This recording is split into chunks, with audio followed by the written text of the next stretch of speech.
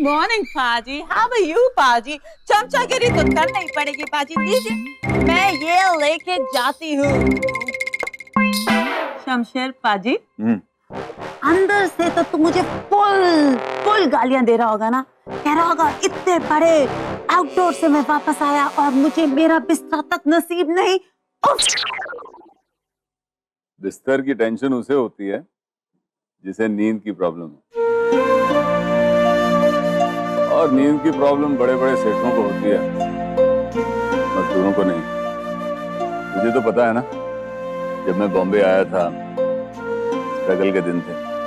4 साल, पूरे 4 साल में एसवी रोड के डिवाइडर पर सोता था।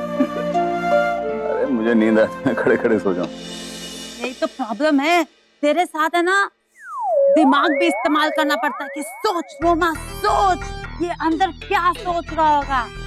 तू तो बताने से रहा, बट डोंट वरी डार्लिंग, आज तुझे तेरा बिस्तर मिल जाएगा। इन लोग दोनों यहाँ से आज आउट। कहाँ जाएंगे? मुझे नहीं मालूम, मुझे सिर्फ इतना मालूम है इन लोग दोनों आज यहाँ नहीं रहेंगे। और वो थोड़ी डिफरेंट टाइप की औरत है यार, वो उस टाइप के जिसकी फैमिली उसके बारे में बिल्कुल परवाह नहीं करती, और ये अपनी लाइफ अपनी फैमिली के हिसाब से डिजाइन करती है।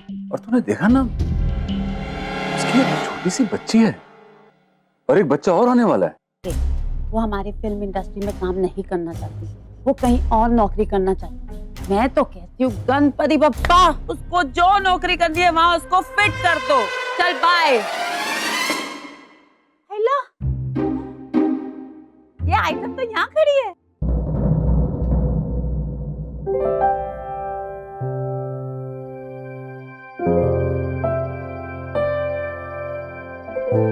कृष्णा कैसी है? आप लोगों की वजह से वो बिल्कुल ठीक है। एक सेकंड मैडम, आप मुझे बात बताइए, सुबह सुबह तैयार होके निकली? हाँ, अब निकलना तो पड़ेगा ही ना।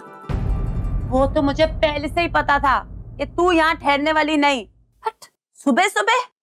हाँ, आपने ही तो कहा था कि शिफ्ट कुछ 9 बजे से होती है। कौन सी शिफ्ट? मतलब वही नौकरी जिसके बारे में आपने हमें बताया था।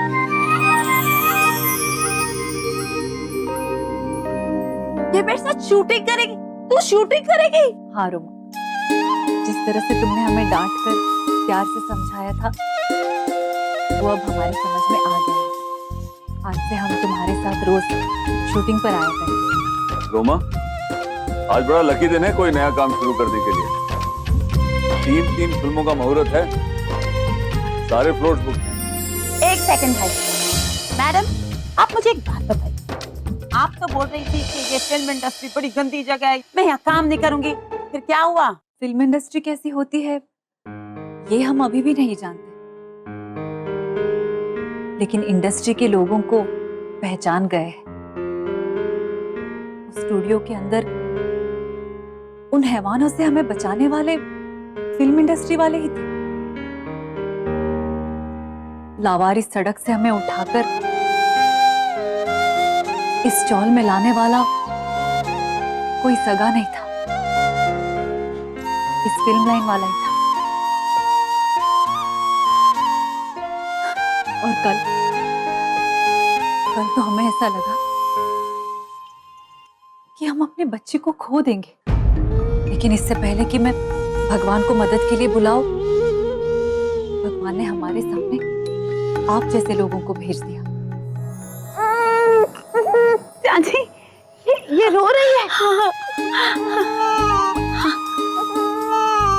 ये तो चमत्कार हो गया, बच्ची रो रही है। ये तो कमाल हो गया।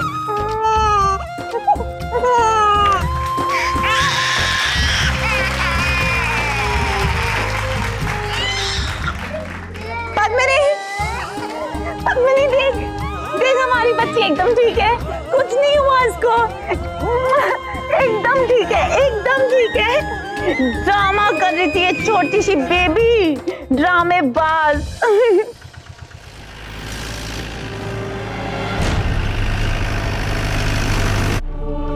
हे भगवान, हमेशा मेरी बच्ची की रक्षा करना।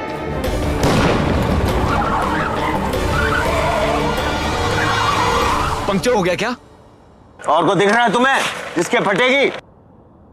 चलो उतरो, टायर बदलो।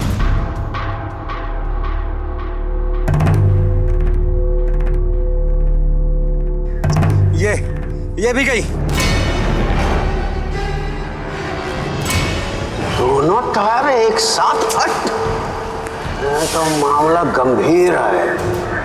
बलराज चौधरी, बुरा मुहूर्त लगता शुरू हो गया तुम्हारा।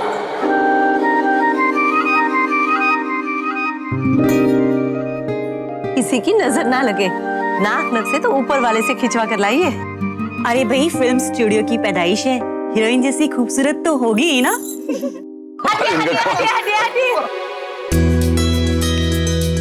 अरे हंगल साहब,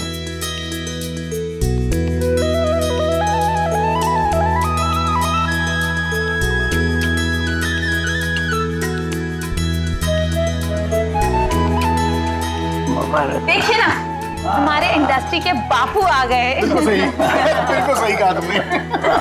भाई लोग, आपको पता है आज हंगल साहब की तबीयत ना बिल्कुल ठीक नहीं थी, फिर भी आ गए शूटिंग पे। बोले द शो मस्ट गो और फिर उन्हें पता चला कि इस सेट पे किसी बच्ची ने जन्म लिया है, तो आ गए यहाँ उसे आशीर्वाद देने।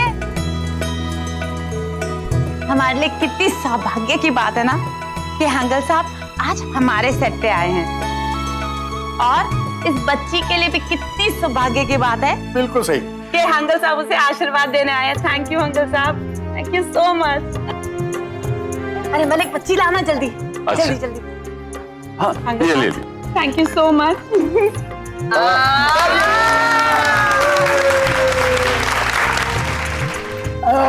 ये बात है। हंगल साहब, आज तक पर्दे के ऊपर या पर्दे के पीछे जितने भी स्टार्स हुए या सुपरस्टार्स हुए, सबने आपके पैर छूकर आपसे आशीर्वाद लिया है। और यही नहीं, इस इंडस्ट्री पर भी आपका आशीर्वाद है।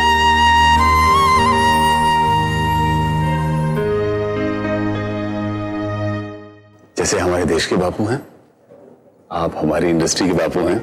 इस बच्ची ने आज चलती हुई शूटिंग में जन्म लिया है, तो ये हमारी इंडस्ट्री की बच्ची हुई ना। बस हम सब ये चाहते हैं कि आप इसे अपना आशीर्वाद देकर अपनी फैमिली का हिस्सा बना लीजिए। तो हंस रही है, बन गई। बन गई, बन गई।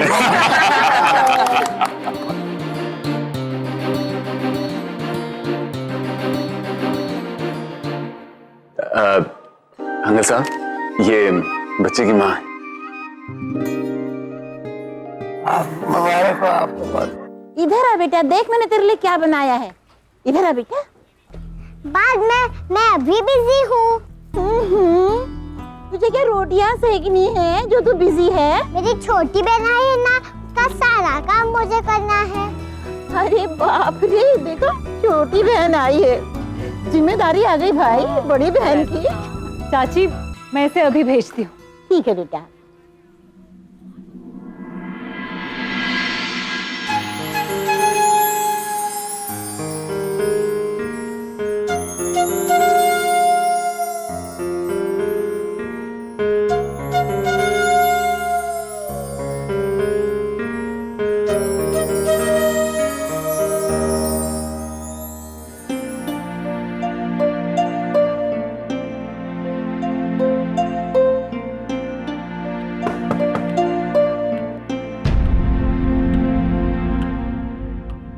जी,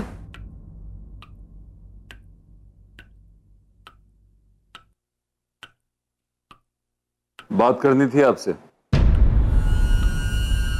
कहिए। फॉर्म पर बच्ची के पिता के सिग्नेचर लगने थे, आपके पति के नहीं। और जब रजिस्ट्रार के बार बार पूछने पर भी आप नहीं बोल रही थी, तो मुझे बोलना पड़ा। और अगर आप नाम नहीं लेंगे तो बच्ची की पैदाइश पर उंगली उठेगी। पिता के नाम वाला कॉलम जिन बच्चियों का खाली होता है, आप जानती हैं ना उन्हें क्या कहते हैं?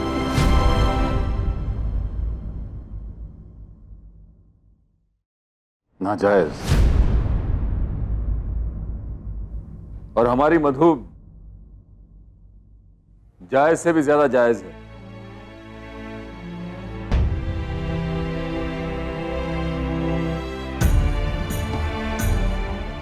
और मैं उस फॉर्म पर साइन करके आपसे रिश्ता नहीं बना रहा था, मधु के वजूद को जायज बना रहा था।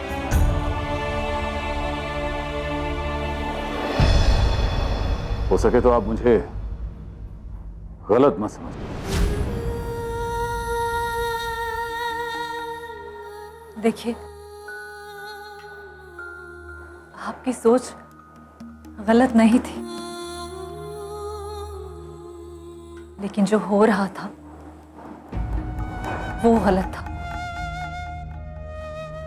मेरे पति का एक नाम है,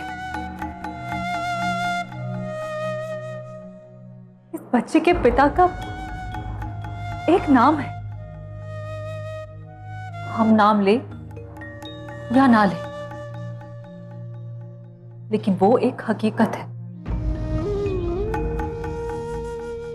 हमारे नाम लेने से या नहीं लेने से या फिर आपके साइन कर देने से सच्चाई तो नहीं बदलेगी ना। इसलिए हमें थोड़ा सा अजीब लगा। क्या अजीब लग रहा है? कुछ नहीं रोमा।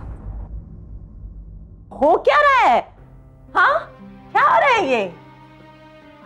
रोमा, वो 2 दिन बाद फॉर्म भरने के लिए जाना है ना, तो उसी के बारे में हम बात कर रहे हैं। हाँ हाँ ठीक है, भाई ले जाएगा तेरे को। अच्छा सुन, तू जल्दी से रेस्ट कर ले, ओके? रात को बहुत बड़ा जश्न है, तू आराम कर ले ताकि तू भी 2 ठुमके मार सके। ओके, मैं जा रही हूँ, बाय।